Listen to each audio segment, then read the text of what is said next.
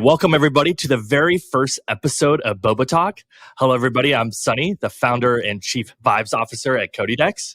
And I'm Lil, head of operations here at Codédex. And we're the co-hosts of a brand new podcast called Boba Talk, where we talk about learning to code, the tech industry, and so much more. So let's dive into this episode of Boba Talks. Boba Talk. Boba Talk. Let's dive into this episode of Boba Talk.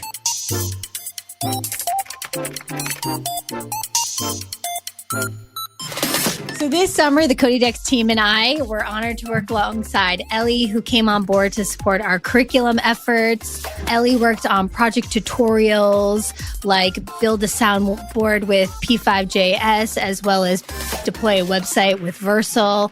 She's also working on a top secret back-to-school project, a zine that we're super excited about that's coming out later this month.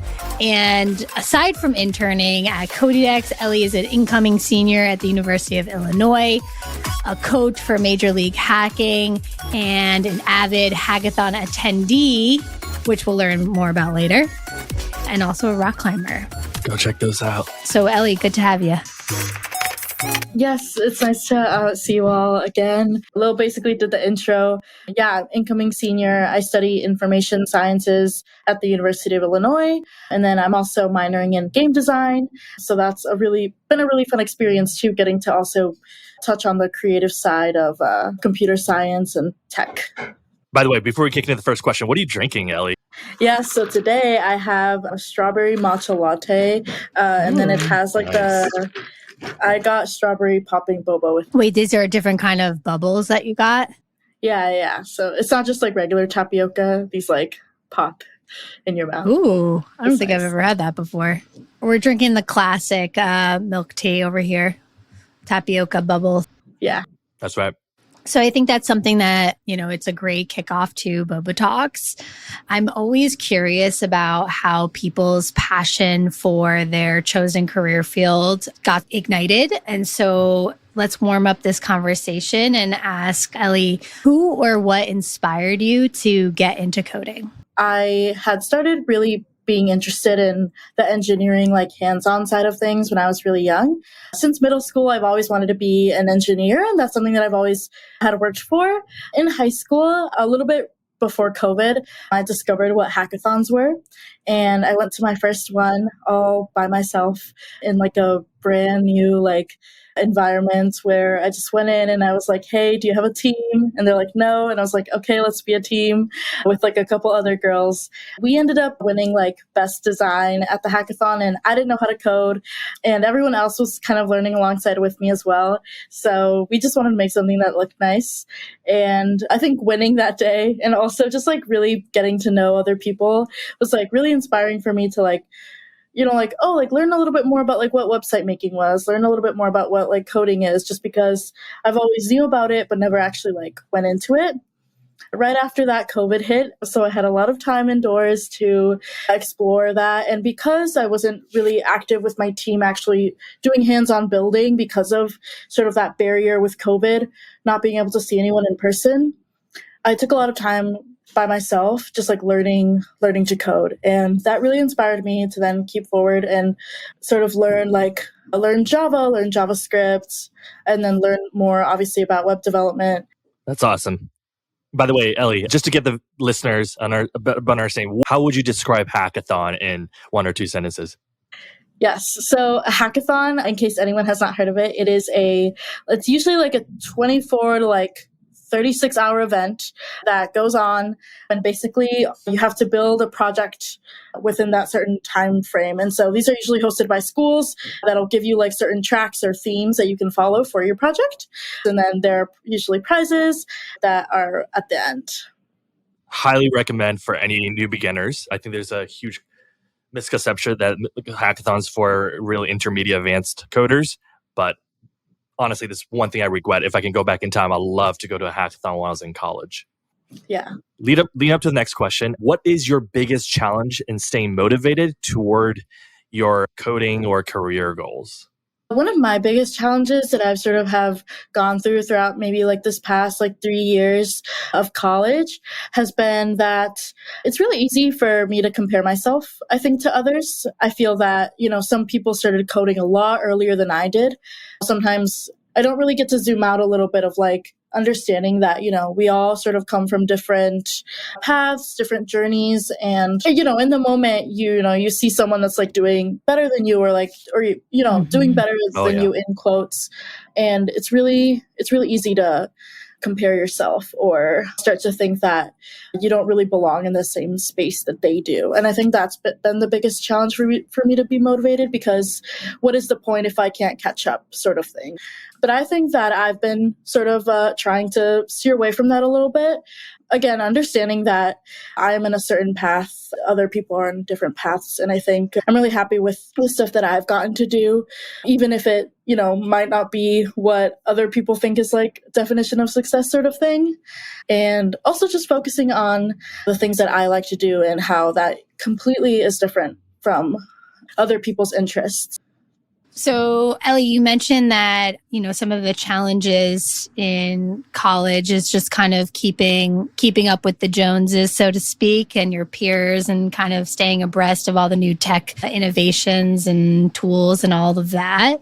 How do you think about overcoming these challenges of keeping in line with your studies and keeping up with your peers, and also like staying true to your own goals and what success means to you? So there was this time when I was having lunch with a friend, and this friend was a part of like this sort of club on campus that was like a really niche group of people that are like specifically focused on like this one thing. And we ran into a bunch of these other club members, and I remember feeling like, oh, like this is awesome. I get to like meet other people from like this awesome club that they do these like specific things in coding. And I remember during that lunch, that's all they talked about. And there was really no entryway for me to relate. There was no entry point throughout any of that conversation for me to really like, I guess, understand. And it like, that was one of the moments I think that I remember feeling like very, like, I guess, like not lost, but just like very like excluded from like this like particular niche thing that I knew that I wanted to explore. And that was something that I remember feeling very like, oh, like, wow, this is really just like not my thing. And, even made me sometimes feel like, am I not passionate enough? Like, it's like, this is all we talked about for 45 minutes straight. And, I tried to bring up like, what do we all do like otherwise that we may like possibly relate to? And I remember just like that getting swept away really quickly. I think it's like a lot of the people that I hang around with that sort of make or break my experiences. And part of going to like the University of Illinois, because choosing a school is very important, especially like for the industry that you want to go into. So I chose the University of Illinois because I knew that it's a very big tech space, especially with like our computer science program being ranked so high. There are a lot of smart individuals and people who are a part of, different communities on campus. And I wanted to meet these people, also be in that same space with them. So I think just like overcoming different things, overcoming small challenges throughout college has really just been hanging around with the right people, with like the mindset that I believe is shared with mine, if that makes sense. Absolutely. What's that quote that you really like, Sonny? That's like, you're the average of the 5 people you hang around most, or something like that, is like Totally. surrounding yourself with people who will like lift you up and who are even like more skilled at certain things with you, so that you have like the next bar to look up to. Totally. Yeah. By the way, Ellie, just a question about you and your this friend group. What do you all think about in terms of like the future of tech from like a Gen Z perspective? Where do you think the world of programming is going? Can you share some thoughts on that? Yeah, so me and my friends, we definitely talk about this too. We think that it's very like AI centered, because I am like a really big advocate for like this like creative coding part of tech. Like, of course, the AI generated art and AI generated like music, all of this and that is like really like terrifying for us, just because it's like not something that we really want to see like moving forward, like especially with, I think there was like an incident previously where this like AI gathered like a bunch of like art from like artists that like didn't really like approve to like have their art in like this data set. And then this like AI was like charging people for like art that it was making. But it was like this like art is like the same type of art that this specific artist was making. This type of art style was like being stolen, if that makes sense. And that's something that I think like, it's like caused because of like AI and stuff. So really think that like AI is definitely like being a part of like other different companies, like especially a lot right now. And we're a little bit worried. We're a little bit worried. We're a little bit concerned. We think that it has its benefits, but it just sometimes it's in places we think that it doesn't really belong in. It's definitely a concern. It's also a convenience for those who are not in those positions. I don't know if that's a hot take or not, but for sure. I think it's like a really great tool, not particularly something that we can like replace people with. Totally. Of course. Like there's no way that, hopefully there's no way that AI will be as creative as the human mind, and because the human mind is an overwhelming organism. Yeah. By the way, I guess the opposite end of this question is like, what are areas that you and your friends, your classmates are interested by in terms of like a space in tech? My friends and I talk about sort of that connection of like linguistics and language actually with tech. We really love that area. We love talking about it. I think that's like one of the main ones, just because one of my friends is a linguistics minor, and then my other friend is computer science and linguistics combined. So, a lot of linguists in in my house. So it's like very interesting hearing about like what they think, especially like that space in tech, because it's not like particularly like mainstream, we'd say. Definitely like the music and computer science sort of combination is something that's like really interesting. And so those are some of the areas and I guess like spaces that we find ourselves in. It's a really great place to sort of just get out of like the typical like CS classes that you take in college. Right. Lil, you want to wrap this up with another question? I have one more question for you, Ellie. Just going back a little bit. So from what we heard in your introduction and a little bit about how you got into coding, it seems that you have quite the experience with hackathons, attending hackathons. And you mentioned that hackathons are a big part of your journey, not just in one way, but 3 ways. So like you've networked at hackathons, you've had a personal learning experience at hackathons, which have like progressed you further in your studies and professional life, and then also your community. You've found community at hackathons. To the outside world who have not attended hackathons yet, do you have any advice for beginners trying to attend their first hackathon? Anything that you can share with them to kind of get their feet wet? I'd say definitely hackathons are really shaped like, as I mentioned before, it's like you have like these prizes, you have like these tracks that you're going for. My biggest piece of advice is to not really hackathons are like a really awesome like learning space, just because like you are given this like 24-hour time frame or 48-hour, however long the hackathon is.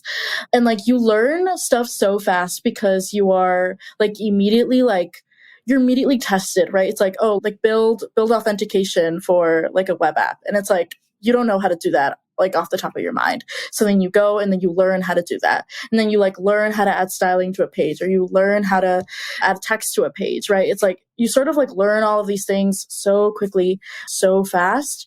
And so it's a really awesome learning experience. And I think it's shaped like this competition, right? You have this first place, second place usually, but you really have to go into it with like a learning mindset of that, like you cannot go to like win a prize. It really like hinders, I guess, that learning experience. I think in my eyes, especially when I was starting out, it's like, oh, like the theme is to like make like a social good web app. It's like, okay, let me figure out how I'm going to start that, how I'm going to finish that. Even if you don't finish, right? Like everyone is still encouraged to like submit what you did create, because at the end of the day, it's about the learning experience. And I think that's a big thing. Actually, I do know a friend who's in the hackathon space. Her name is Cecilia Laplace, and she's actually doing her PhD in like hackathons. Like she's researching how like it's really great for like learning just because of like the few hours, the few days that you have to like learn something so fast. So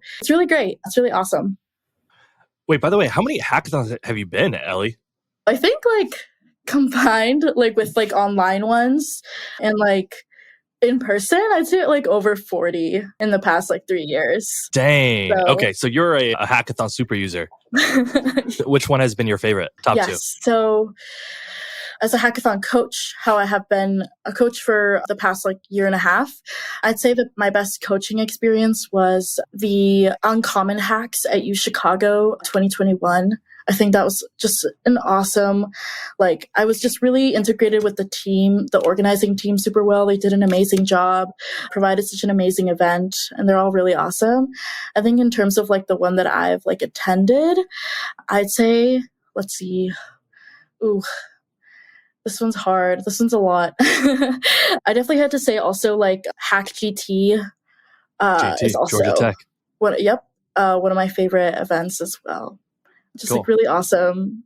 Over 1,000 people. These events get really big. Yeah, wait, what makes a great event? What makes a great hackathon event? I'd say just like a really good coding environment, I think. So Like the physical environment?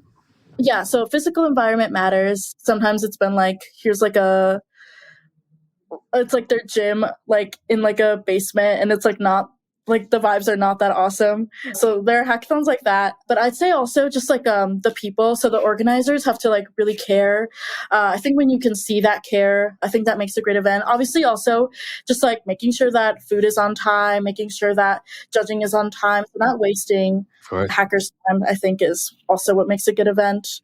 And having a lot of events that people can just also chill and have fun at, because at hackathons you'll find that they're like cool workshops, but also just like not only that, but you'll find yourself like at like random mini events, random like game nights. Awesome. Cool. Well, how do people find you, Ellie?